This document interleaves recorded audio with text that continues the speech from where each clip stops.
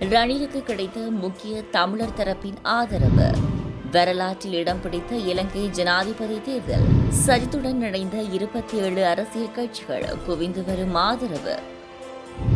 நாமலுக்கு ஆதரவளியுங்கள், வெளியேறிய எம்பிக்களிடம் கெஞ்சும் மஹிந்த.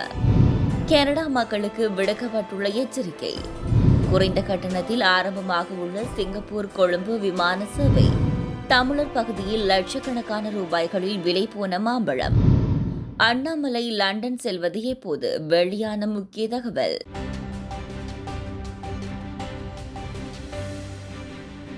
எதிர்வரும் ஜனாதிபதி தேர்தலில் வேட்பாளராக களமிறங்கும் ரணில் விக்ரமசிங்கவுக்கு தமிழ் மக்கள் கூட்டணியினுடைய தலைவர் நீதியரசர் விக்னேஸ்வரன் ஆதரவு தெரிவித்துள்ளார். எனினும் ரணிலை நாம் நிராகரித்தோம் என ரெலோ, பிளாட் மற்றும் ஜனநாயக போராளிகள் கட்சி ஆகியவை தெரிவித்துள்ளன. குறித்த கட்சிகள் மேலும் தெரிவித்ததாவது, ரணிலுக்கு தமிழ் மக்கள் கூட்டணியினுடைய தலைவர் நீதியரசர் விக்னேஸ்வரன் ஆதரவு தெரிவித்துள்ளதன் அடிப்படையில் பொது ஒப்பந்தத்தில் கையெழுத்திடுவதற்கு நீங்களும் இணங்க வேண்டும் என்று ஐக்கிய தேசிய கட்சியின் தவிசாளர் எம்மிடம் கோரிக்கை விடுத்தார். நீதியரசர் சேவி விக்னேஸ்வரனின் கட்சி ஒரு தனி கட்சி. அவர் யாரை ஆதரிப்பது என்பது அவருடைய தனிப்பட்ட விருப்பம். எதிர்வரும் ஜனாதிபதி தேர்தலில் ஜனாதிபதி ரணில் விக்ரமசிங்கவுக்கு ஆதரவு நிலைப்பாட்டை அவை தெரிவிப்பது அவருடைய சுதந்திரம். நாம் அப்படியான முடிவுகள் எதையும் இதுவரைக்கும் எடுக்கவில்லை. இலங்கை வரலாற்றிலேயே அதிக வேட்பாளர்கள் போட்டியிடும் ஜனாதிபதி தேர்தலாக 2024ஆம் ஆண்டுக்கான தேர்தல் பதிவாகியுள்ளது. மிகுந்த பரபரப்புக்கு மத்தியில் நடைபெறவுள்ள ஜனாதிபதி தேர்தலில் போட்டியிட அதிகளவான வேட்பாளர்கள் கட்டுப்பணம் செலுத்தியுள்ளார்கள். எதிர்வரும் செப்டம்பர் 21ஆம் தேதி நடைபெறவுள்ள ஜனாதிபதி தேர்தலுக்கு 40 வேட்பாளர்கள் கட்டுப்பணம் செலுத்தியுள்ளனர். இந்த நிலையில் கடந்த 2019ஆம் ஆண்டு ஜனாதிபதி தேர்தலில் 35 பேர் கட்டுப்பணம் செலுத்தியிருந்தனர்.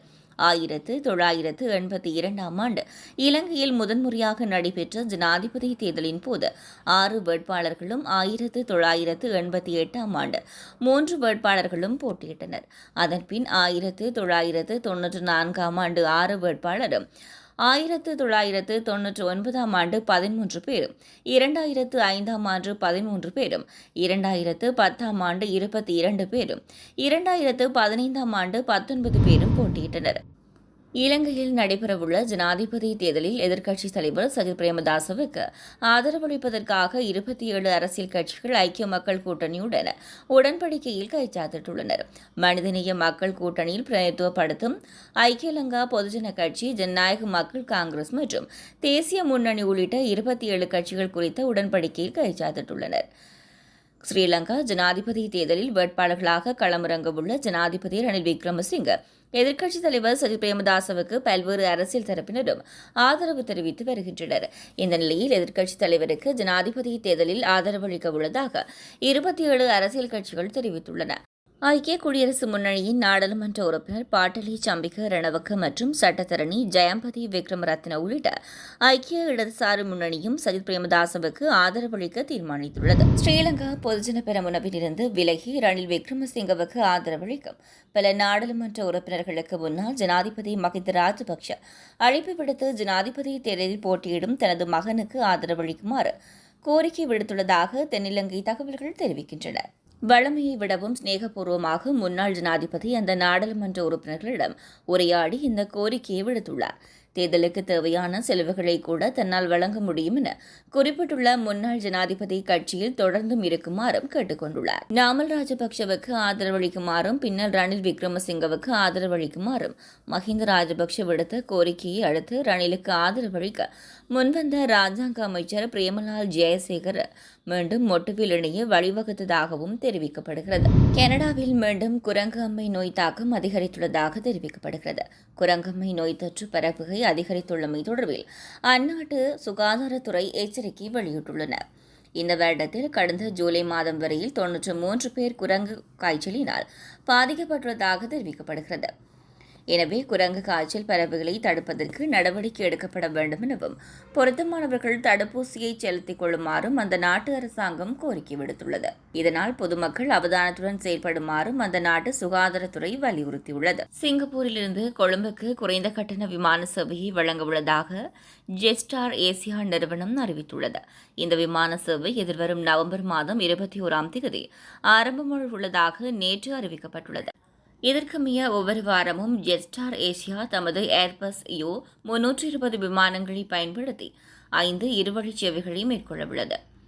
அத்துடன் 2 இடங்களுக்கு இடையிலான பயணத்துக்காக 90,000 ரூபாய் குறைந்த கட்டணம் மறவிடப்படும் என தெரிவிக்கப்படுகிறது.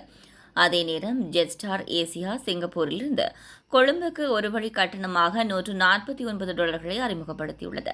மேலும் கிளப் ஜெட்ஸ்டார் உறுப்பினர்களுக்கு $139 குறைவாக கட்டணங்கள் அறவிடப்பட உள்ளன. இலங்கை சுற்றுலா ஊக்குவிப்பு பணியகத்தின் தலைவர் சாகல கஜபாகு கூறுகையில், சிங்கப்பூருக்கும் இலங்கைக்கும் இடையிலான ஜெட்ஸ்டார் ஆசியாவின் நேரடி விமானங்கள் சுற்றுலாத்துறையின் வளர்ச்சியை மேம்படுத்தும் வகையில் அமைக்கப்பட்டுள்ளன என தெரிவித்துள்ளார். வவுனியா உக்குளாங்குளம் ஸ்ரீ சித்தி விநாயகர் ஆலயத்தின் வருடாந்த மகோற்சவ திருவிழாவின் போது மாம்பழம் ஒன்று 2,85,000 ரூபாய் ஏலத்துக்கு விற்பனை செய்யப்பட்டுள்ளது. உக்குளாங்குளம் ஸ்ரீ சித்தி விநாயகர் ஆலயத்தின் மகோற்சவ உற்சவத்தின் 6ஆம் நாள் மாம்பழ திருவிழாவான நேற்று மாலை விநாயகருக்கு படைக்கப்பட்ட மாம்பழம் ஒன்று கோவில் வளர்ச்சி நிதிக்காக ஏலத்தில் விடப்பட்டுள்ளது. இதன்போது பலத்த போட்டிக்கு மத்தியில் 2,85,000 ரூபாவுக்கு குறித்த மாம்பழம் ஏலத்தில் விற்பனை செய்யப்பட்டுள்ளது. இந்த நிலையில் அந்த மாம்பழத்தை வவுனியா உக்குளாங்குளம் பகுதியில் வசிக்கும் சானா சிந்துஜா என்பவர் 2,85,000 ரூபாய் செலுத்தி ஏல விற்பனையில் கொள்வனவு செய்துள்ளமை குறிப்பிடத்தக்கது. தமிழக பாஜக தலைவர் அண்ணாமலை சர்வதேச அரசியல் படிப்புக்காக ஆகஸ்ட் மாதம் லண்டன் பயணம் மேற்கொள்கிறார். தமிழக பாஜக தலைவர் அண்ணாமலை வரும் ஆகஸ்ட் மாதம் லண்டன் செல்கிறார். ஆக்ஸ்போர்டு பல்கலைக்கழகம் சார்பில் சர்வதேச அரசியல் படிப்புக்காக இந்தியாவிலிருந்து தேர்வு செய்யப்பட்ட 12 பேரில் அண்ணாமலையும் ஒருவராவார். இதற்காக 3 மாதம் அண்ணாமலை லண்டனில் தங்குகிறார். இதனால் தமிழகத்தில் அடுத்த பாஜக தலைவர் தமிழிசையாக இருக்கலாம் என்றும் ஒரு தகவல் பரவி வருகிறது. இன்னொரு புறம் அண்ணாமலையின் ஆதரவாளர்கள் அந்த கருத்தை மறுத்து வருகின்றனர்.